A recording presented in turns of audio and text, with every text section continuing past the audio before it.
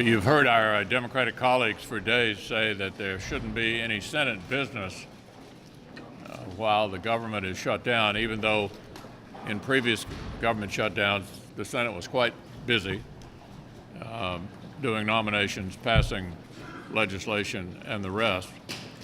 But I gather we're going to discover today there's an exception to that. If it's okay to do business if you're dealing with a Trump administration regulation, but it's not okay to do business to pass two overwhelmingly supported Israel bills and a Jordan bill and a Syria bill, the package that we've been trying to get to now through three different votes to get on the bill to go forward. Clearly, the Democrats' priorities are way out of whack here, way out of whack. You see that also related to border security, things that they all supported in the past. Every prominent Democrat they now oppose. So I would say this is a little bit of a challenging beginning to the new year, but we'll work our way through it.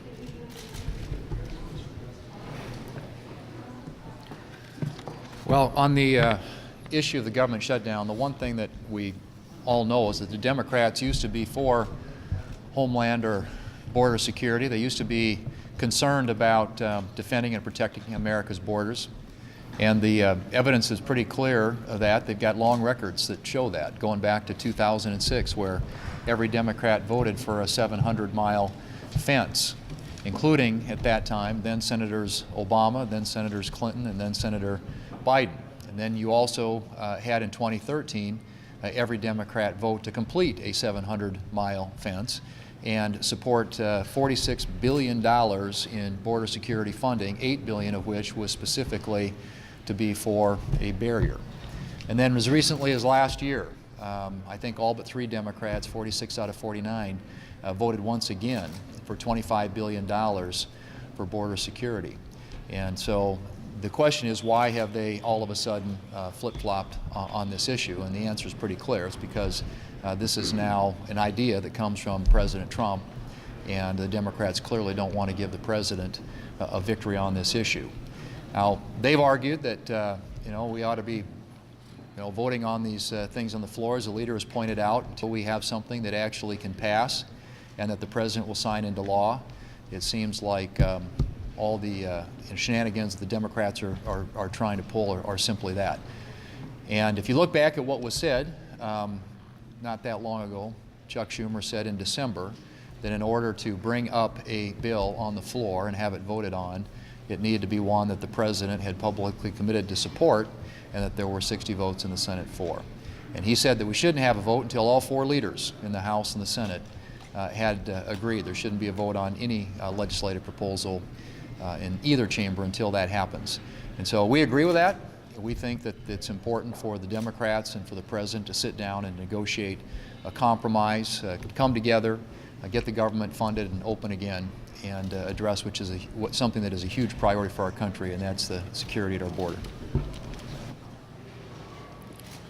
Well, we're now in the 4th week of a shutdown of a portion of our government. The issue is border security. If the southern border were a patient in the hospital, that patient would be in need of critical care treatment, and yet the Democrats would be refusing to allow treatment to take place. The long history of this being a crisis at the border is known. President Obama called it a crisis, and that was fine. But when President Trump calls it a crisis, he is ridiculed by the Democrats. We know that barriers work. We have over 300 miles of barriers already. We know in areas where there are barriers that they've been very effective at stopping people from coming across the border at those areas. Those people look to other places to come across. So barriers are effective. But Nancy Pelosi calls a barrier immoral. Well, to me, what's immoral is not securing the southern border. It is not protecting the American people and keeping our border and our country secure. On that topic, the president, who is not well known for flexibility, has clearly been more flexible here than the other side. He's taken a campaign discussion about a wall along the border and continue to look for ways that you can secure the border in whatever way you need to secure the border. My colleagues have talked about how long this has been, the barrier part has been part of what we've done as a country. Bush 41, I think, built the first substantial barrier south of San Diego in 1992. Detentions went down 95%. President Clinton built a barrier at El Paso in the mid-90s. Detentions went down 95%. President Bush 43 built a wall at Yuma. Detentions went down 90%. When you've got a 90 and 95% solution where it makes sense, that's exactly the kind of solution that the American people would expect you to have. And let me say one at a time, nobody will have more credibility than the president if he is ever in a position where he can say the border is under a level of control that the American people should expect their government to provide. And when he says that, all the other discussions related to this will be much more easily solved. What are the real workforce needs of the country? What do you do with people who came or stayed illegally? The easiest issue of all to solve, what do you do with people who grew up here and haven't gotten into serious trouble? All that is easier to solve if the American people think that the government's done its legitimate job, met its legitimate responsibility to secure the border. The president's trying to do that in the way that every president before him since the 1990s has tried to do it. It's time for the Democrats to be where they have been on this issue. Many of them in the Congress since the 1990s have totally reversed their position. If 700 miles of wall is fine, 702 miles is not immoral.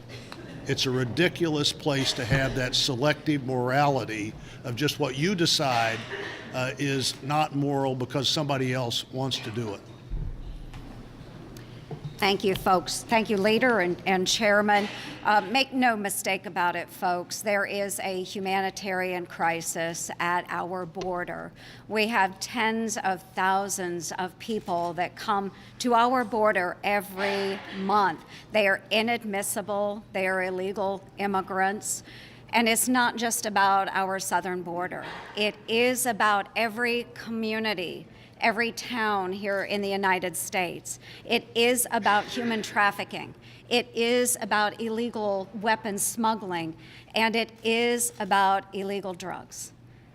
The majority of the methamphetamine that lands on our Iowa doorsteps and affects our Iowa families comes from our southern border. It comes through Mexico.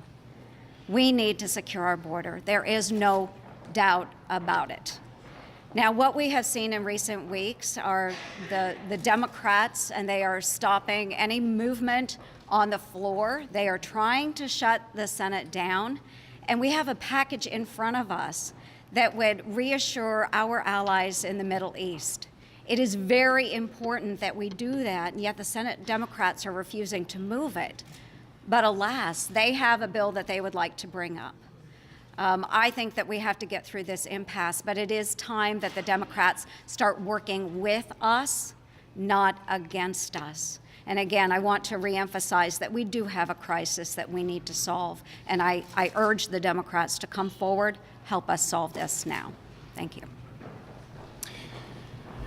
As a United States Marine who spent several months during the Clinton years on our southern border, I'd say as a United States Senator, I still maintain a deep conviction that we need to secure that border. Why? I think the President put it best. This is a humanitarian crisis. This is indeed a security crisis. And unfortunately, Democrats have turned this into a binary sort of moral issue. Just months ago, they supported securing our southern border. So look, we can open up the government. We should open up the government immediately. It's just going to require some compromise on the part of the Democratic leadership working with this president. Leader McConnell, what would you tell a furloughed government worker in Kentucky that the United States Senate is doing to get them back to work and get paid? What I would tell them is that the solution to the problem is for the President of the United States, the only person of the 330 million or so of us who can sign something into law, reaches an agreement with the Democratic majority in the House and enough Democrats in the Senate to prevent an agreement. There's no a way around that. Having show votes in the Senate doesn't solve the problem. Can I follow up on that? Because there's been a lot of ink spilled on the idea that the way around that would be if you were willing to do something that might potentially eventually override a veto. Is that something you can categorically state that you would not do? In a situation like this, where the president, in my view, is in the right place, trying to get the right outcome, as all of us have expressed, with regard to border security, of course not. Leader McConnell, what responsibility? Cheryl. Leader McConnell, you and also Senator Ernst have condemned Representative King for his comments, and I'm wondering, why haven't you also condemned the president for the many insensitive comments, racially tinged comments that he has made? Look, it's been my practice for the last couple of years not to make sort of random observations about the president's tweeting and other things. Congressman King clearly uttered words that are unacceptable in America today. And I want to commend Leader McCarthy and the House Republicans for the action that they took. I think it was entirely appropriate. Should he resign? Should he resign? How long do you think this shutdown will continue? Are you considering canceling next week's recess if the government is still shut down? Yeah, we certainly will not be in recess next week if the government is still shut down. Ed? Leader, to your point about Congressman King and Senator Ernst as well, why now? This is somebody who has said things of this nature for several years. Well, it may surprise you. I haven't been following every utterance of Congressman King, but I certainly followed this one, and I think the House Republican conference did the right thing. Thank you. I would say that, yes, there have been comments in the past, and I have pushed back against those comments. Will not support them. I rebuked him heavily with these latest, just absolutely disgusting comments.